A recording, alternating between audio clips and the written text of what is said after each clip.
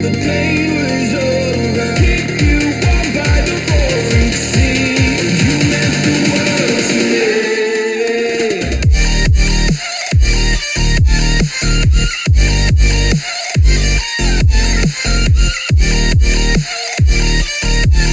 Oh, you meant the world to me.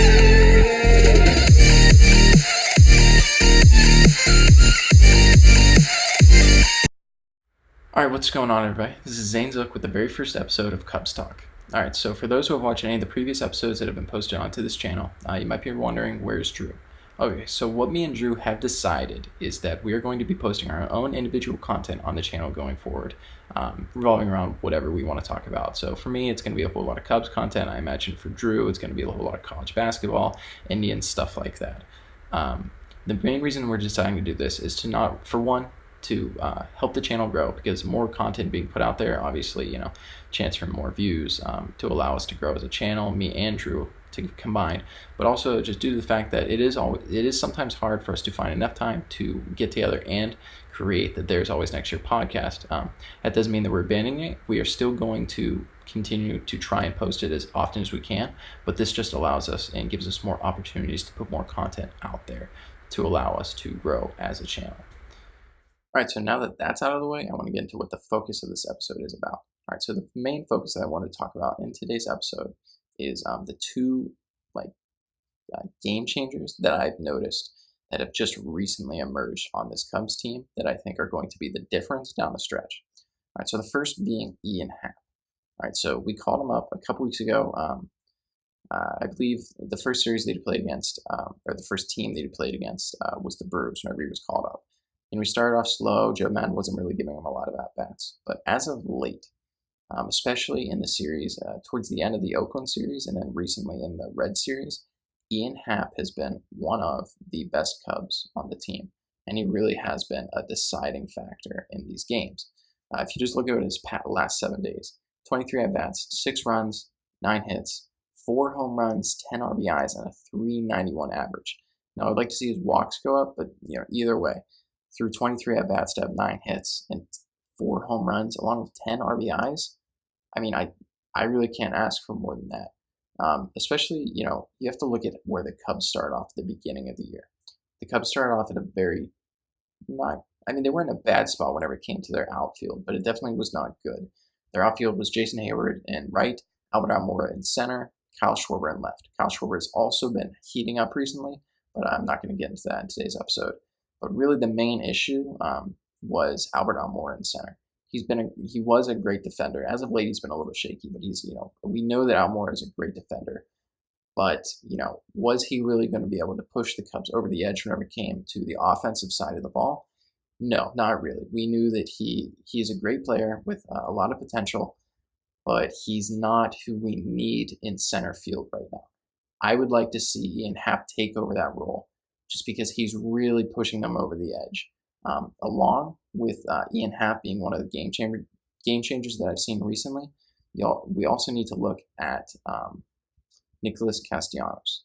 Nicholas Castellanos, of course, we added at the trade deadline, and he, I'm going to be honest, at first whenever I saw this trade, I didn't really support it, mainly just because I thought that, I didn't think that the outfield was necessarily that it should have been our main focus at the deadline. Now, do I stand corrected a little bit now after seeing exactly what Castellanos has done? Yes. Do I still think that the Cubs maybe should have focused more on the bullpen? Absolutely. But either way, Nicholas Castellanos, I can't really complain at this point. In the last 7 days, through 30 at-bats, 12 hits, 4 home runs, 5 RBIs, 2 walks, a .400 average. So I'm pretty sure that would average out to like a .430 on base percentage. I mean, he's killing it right now. 4 home runs, 5 RBIs. Obviously, 4 home runs, you'd like to see a few more RBIs. So he's hitting a couple single solo shots. But if you look at where the Cubs started at the beginning of the year, with Jason Hayward, Albert Almora, and Kyle Schwarber, you have to feel very confident about where they're at right now, just because you obviously knew that the Cubs infield was not going to be an issue at all. They have Rizzo, Baez, Bryant, Contreras, and they platoon some guys at second. But, for the most part, the Cubs infield was not an issue. As soon as you looked at the outfield, it wasn't a bad outfield, but we knew that it could have gotten better, especially with Jason Hayward, going up and down all season. I'm confident where we stand right now, just because Castellanos and Happ have been so good. Now, the only issue that I still see is because once you take into account that Kyle Schwarber and Jason Hayward have also been very good right now, you got to think which guy is the odd man out. I think that, if you look at the stats, the obvious choice, which saddens me to say because I love him, but I think that the obvious choice as to which guy probably should go out is actually, Kyle Schwarber. He's hit a lot of home runs for the Cubs. Obviously, I think his total is at 27. Check really quickly, but 27 home runs, 61 RBIs in the season. The issue is his batting average. He's only hitting 232 on the season. Ian Happ, at least right now, is hitting around 300. Nicholas Castellanos around 300. Jason Hayward is batting like 270. With Jason Hayward, if you choose to go Jason over a guy like Schwarber, you're adding obviously a much better defender because Kyle Schwarber, it's no secret that he's not that greatest defender. You are losing a little bit of pop because Kyle Schwarber 27 home runs on the season through only 384 at bats. That's a good total. But if you're forming a more well-rounded team, especially if you're looking to put Jason Hayward in that leadoff spot, which Joe Madden has been doing recently, you got to go Jason Hayward over a guy like Kyle Schwarber. He's going to provide a more well-rounded base for what this Cubs team needs going forward. Now, Kyle Schwarber, I love him. I think pretty soon we're going to see him take more of a bench role. We might see Castellanos try out left field. I'm not sure how that's going to work. Maybe Ian Happ in left, Hayward in center, and Castellanos in right field, just because Castellanos is a pathetic fielder. I don't know exactly how that's going to work out. But right now, that is how I see this Cubs team playing out. It'll be interesting to see going down the line whether or not Almora can, step up to the plate, just because we know that he has potential. He's a great fielder. We see him come alive every now and then. But once again, if he comes up, if he starts coming along, the question is once again brought up: which guy are you knocking out?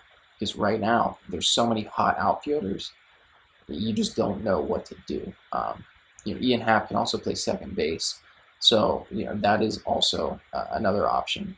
Zobrist is coming back, but we don't know how long he's going to spend in the minors. Addison Russell is done, hopefully for the rest of the year. Tony Kemp is not the guy that I want starting at second base.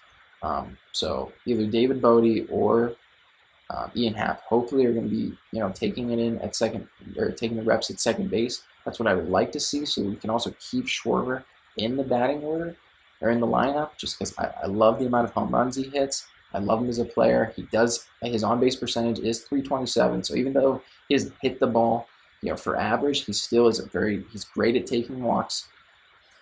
That's just how I feel about the Cubs outfield situation right now.